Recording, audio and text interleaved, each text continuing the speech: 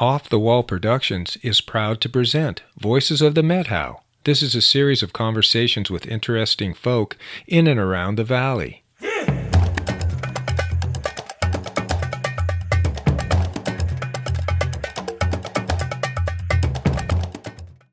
This is a talk on the geology of the Methow Valley given on June 30th, 2019 at the Interpretive Center in Twisp, Washington by George Wooten and Bruce Morrison. Carolyn Schmekel will start off giving an introduction and a brief explanation of the Interpretive Center. Carolyn, did you want to say a few words about the need for people to be involved? Some of you may not know much about us. Some of you are new faces to me, and if you haven't been to the Interpretive Center, Carolyn here will tell you a little bit about how important having you come here is. How many haven't been here before? Wow! What happened? How come are you here? Wow. The backstory, I don't know how much you said because I got in a little late, but the backstory is that we had a powwow for 12 years. Before that, we had about 5 years of meetings with people from the Methow tribe and other tribes, because we were talking about how come we didn't have Native American people in our valley. In 1986, when I came, I was told there weren't any Native people. They didn't actually live here, they just came up and gathered stuff. And so that somehow didn't seem right. And we found out that it wasn't right. So one of the things we wanted to do was have a place established here in the valley that would tell the story of the people that came before us and help people understand that they're still here. And so that's the purpose for the Interpretive Center. But we also wanted to tell the story of the geologic beginnings. There's a reason why this is the place it is. And I think those of you who live here are really happy that geology formed this valley, and those of us who come from generations before. Anyway, so the story behind that is kind of what we want to show. It's behind this screen. What we're actually unveiling is literally months and months and months of work. And what we were hoping to do is, there's so many people, it's hard to file around and take a look at this, but there will be a chance to really look at it and examine it. So, but we wanted to introduce this new display. The original idea for the geology display, John, stand up. This is John right here. All right. He was, we have a couple of members that were original board members from the very, very beginning of 2011, I think, or 12 is when we started. Yeah. And the whole reason John wanted to be on the board was he wanted to see geology tell the story in the valley. And so the original one that we had was beautiful. It was put together pretty much solely by him, and he talked to all kinds of geologists and tried to figure out putting this story together. It is a very complex story. What we're going to try to do is make it simple for you guys. So anyway, that is it. If you're interested in being a part of the volunteer group that we have here, we would love to have you call me and someone will get in touch with you. Anyway, that's it. Of the geology of the Methow, including the Pacific Ring of Fire, and a lot about the glaciers. The glacial period here is still fresh and raw, and it's just like they melted yesterday. And so that was the main part of our story, and that story was written on the wall and kind of curved around, and then transitioned into fossils and then into the river. So it was a natural transition. But a large part of that, and we're going to refer to this map a little bit. The large part of that story was disjointed. When we first put the wall together, geologists came in, and what we got was a really good geology panel and some vignettes. So what we finally decided to do this year, along with a lot of other new things in the museum, was to rework and update some of our early stuff. So we've got a whole new archaeology exhibit. We've got a wonderful kiosk with movies and videos of the native people here that you can watch anytime. If you guys haven't been to the museum yet this year, to the Interpretive Center yet this year, be sure you go visit it all over again because it's all new. And we're going to continue to put up new videos as we produce them. So this year there are plans to do more Native people interviews, and that'll be part of our continuing video series that we have. The talk today is about geology. The geology wall did get updated, and Susan Sprague is not here. Susan is a graphic artist who was on our board and is and then has now become one of our main volunteers. She is the graphic artist responsible for the look and feel of a lot of what's in here. And along with Carolyn Schmekel, when you just look at the wall and see the river flowing out, that came from Susan and Carolyn's design concepts. Both of them have a really rare sense of how to make things accessible to a variety of people, because the geologists, by and large, were a kind of crusty bunch of academics, and they had great pictures, but connecting that into a story was what we wanted to do. We wanted to tell the geologic story of the Methow Valley. When were the very first rocks here, and then lead through finally into the glacial period, which was really only the tiny last instance. So we've been really focusing on the glacial period here because we had so many people are really interested in the glaciers. They're still up there. There's still one or two left, and they're going fast.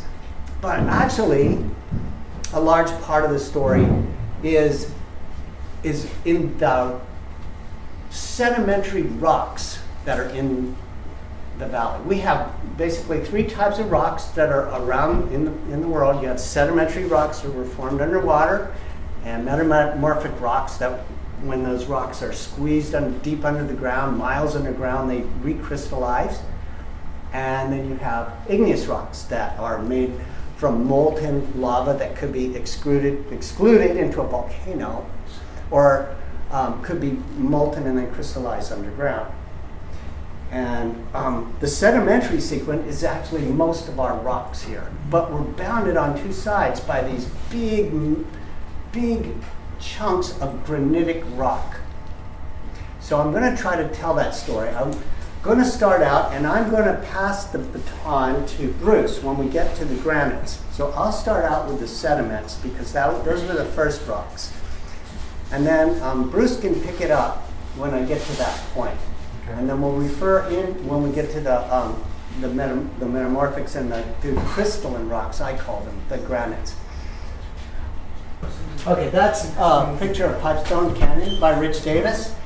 And Pipestone Canyon is the big slice in the rocks just on the edge of town. It was where all the glaciers melted, and they all came through Pipestone and carved it deep down through these sediments. Now, the Pipestone sediments were pretty much the last of a long series of ocean sediments. After the Pipestone, there's a discontinuity, and the record doesn't really pick up again for about almost 30 million years before the next set of rocks. So there's a big gap after Pipestone that we really don't know quite what happened in that period between 100 million years ago and about 60 million years ago. But we're going to flash back all the way to 170 million years ago. That's when a fellow named Julian Barksdale lived. He lived with this fellow. In those days, the only people living here were little worms on the bottom of the ocean, and the sediments were mudstones on the bottom of what's called a chert-like ocean. And the rocks became chert. They were high in silica that was mostly formed from the bodies of millions and millions of organisms, tiny organisms that slowly became compressed and turned into rock called chert. And that rock was then overlaid by the next set of sequences, which were more sandy and silty and had volcanic debris in them. And so there was this ocean phase for a long time, and then it became sandstones and siltstones and mudstones and volcanic debris. And that was when the Methow was probably, according to some geologists, out by Hawaii. And according to other geologists, no, down by Mexico. But it was way out in the ocean, not near any continents. It didn't have continental type of indications. It was because the marine strata. So from 170 million years ago to about 130 million years ago, a bunch of rocks were laid down that are most of the Twist River rocks, and the rocks we're standing on right now, right here, and they go up. As you drive to Winthrop, you'll see these little black outcrops of sandstone. Those are the Twist Formation. That's the earliest rock, starting about 170 million years ago. And it's black, and then it'll be lighter color gray. The black part is, I think, the volcanic. I'm not too sure. I'm not a geologist, and we invited a number of geologists to help us on this panel, and they're very busy people, and they helped us when they could. Thank you for Bruce advising me when you're working in a museum environment and you've got to write a story and the details are sparse, keep it vague was his advice. And so every geologist wanted to weigh in and say, oh, no, I was there. Yeah. And then another geologist would come in and go, no, I was there. And they do have their little arguments and so forth. And the details are not what we're interested in. The big picture was there's this ocean, and there were islands, and we were around those islands. So then things changed a little bit. Then another there's a little bit of a gap. But basically, after 130 million years to about 100 million years ago, another 30 million years, a new ocean happened. What happened with the first ocean, let's see if we can get this going here. Okay. So this blue stuff was this ocean. And those are the rocks in that ocean. The Methow Valley, you can see it better on the map on the wall. This is a scan that Twist River is right here. So there's all that oceanic sediment. So the blues are the first set of ocean sediments. Ignore the yellow, that's all the sand left behind by the glaciers. It's just sort of making things hard to find. And about 130 million years ago, another set of sediments was laid down in a different ocean. This ocean basically filled up, and it possibly became land. Once that, and maybe it stayed as an ocean, and the next ocean just started on top of it. The next ocean was different in many ways. The next ocean is all of this green sediment, and it continues way up into Canada. In fact, we have some of the sequences are way better in Canada. In Canada, they have a whole slice of the rocks that are underneath our ocean, and those were also ocean.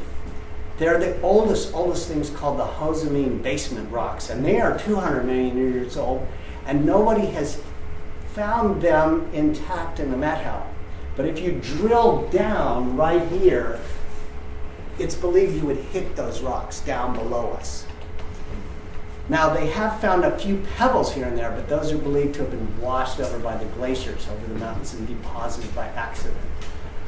So we're not going to go back to talk about the really old rocks, because we don't have those really old ones. But we do have this new set that was called several different groups of ages, 130 to about 100 million years ago. And those were the Winthrop Formation, the Panther Creek Formation. There's a number of names, but I'll just refer to them all as general, the Winthrop Formation. It's a broad group of rocks, and Winthrop Formation, and they're very clearly they look like sandstone. They're more sandy rocks. But what's really different about these mudstones of the Twisp is those Winthrop rocks are very sandy, and they're quite full of fossils. They have a lot more large fossils, not just worms. If you go to Hart's Pass, you can see some great outcrops of it. John Adams found an ammonite up there, and I've been on ammonite searches. Ammonites went extinct 66 million years ago.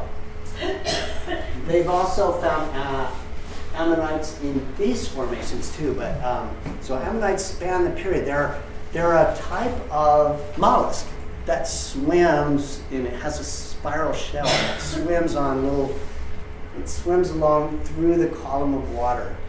But anyway, we don't have them anymore except as fossils. These Winthrop rocks, it turns out that by using isotopic analysis, they figured out that all the sandstone came from this pink stuff. That pink stuff is the Okanagan Range.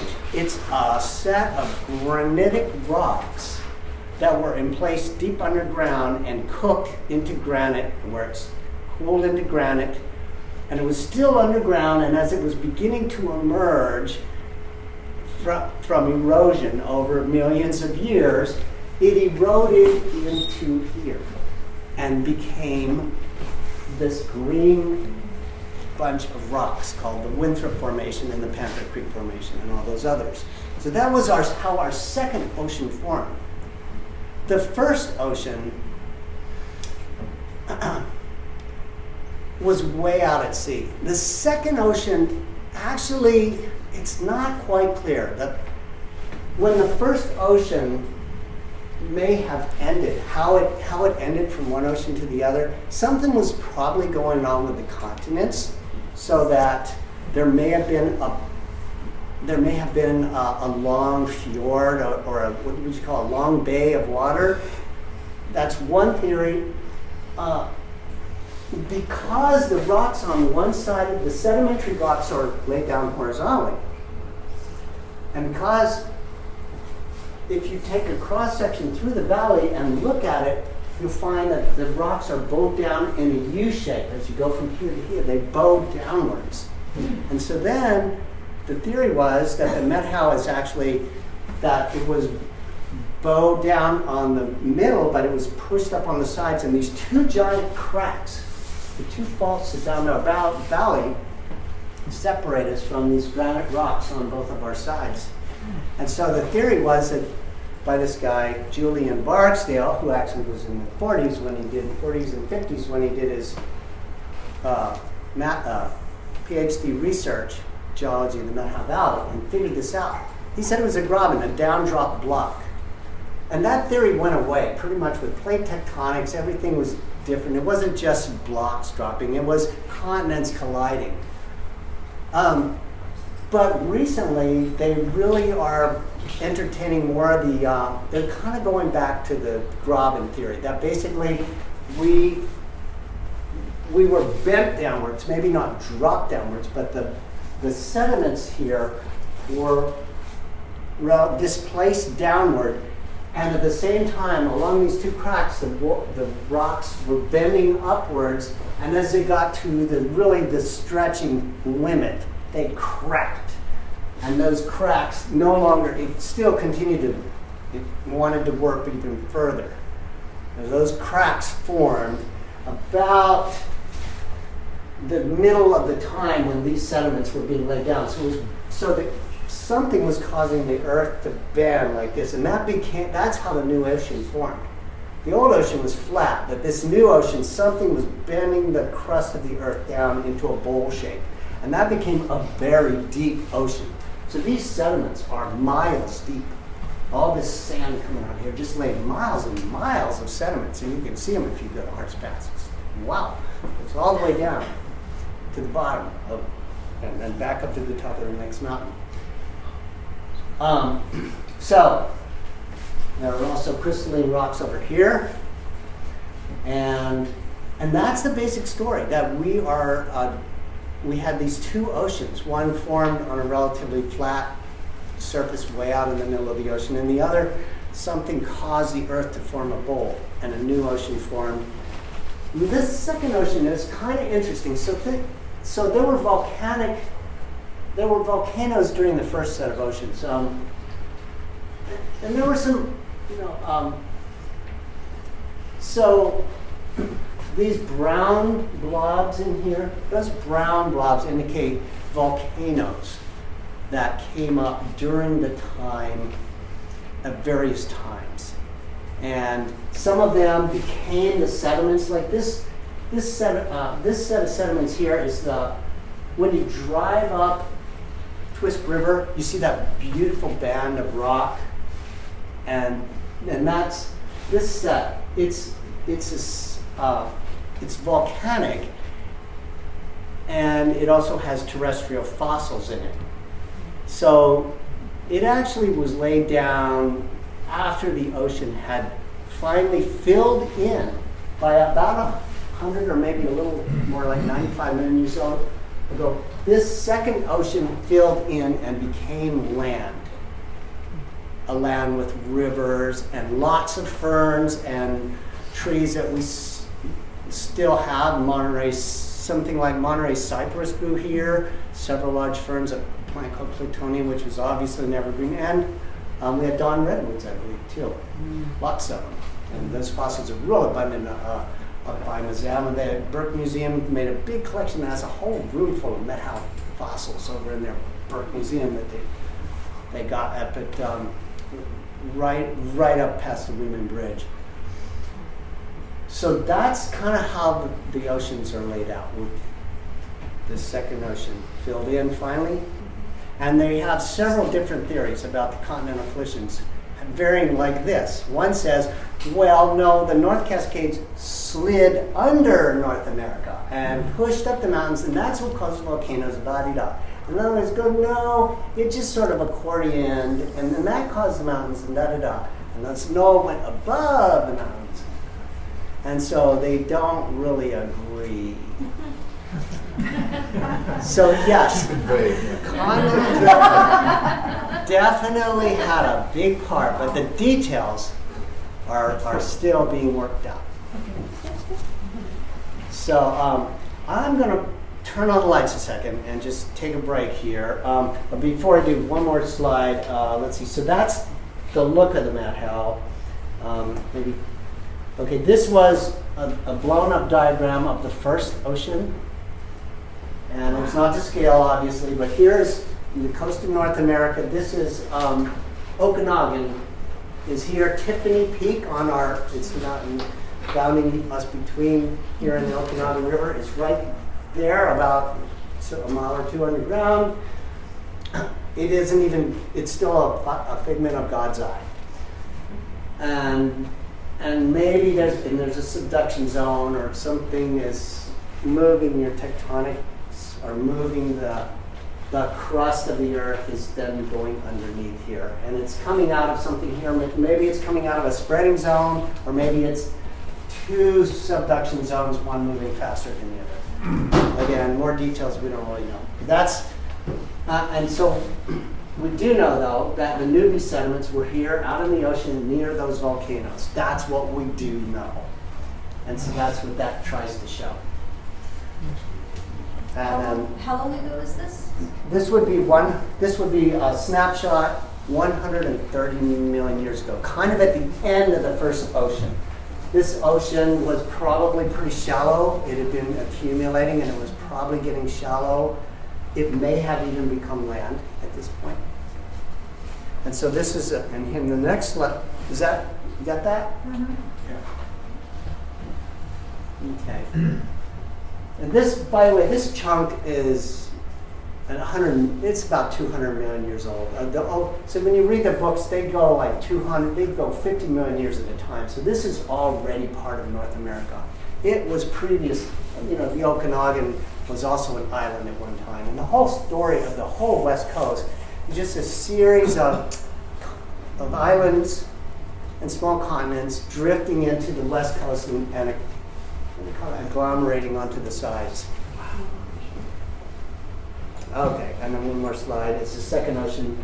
So then, after the first ocean, there's Newbie at this point is now, it's in here, but it's down here. And this shows what was happening. Here's Tiffany, it's still here. Now Tiffany is starting to get some character. It's beginning to crystallize, but it's still way underground. Soon, in only a brief 50 million years, this may emerge, and Bruce will tell you about that a little bit more, but what happened was this whole thing, these were thrust up. The arrow indicates that. At the same time as the ocean was thrust down.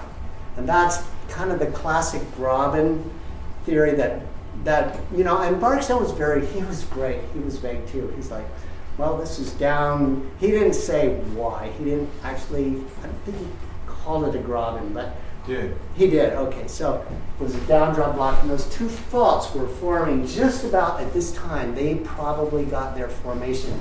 It's still flexible, so it's still bending, but at some point, it can't take anymore, and it cracks.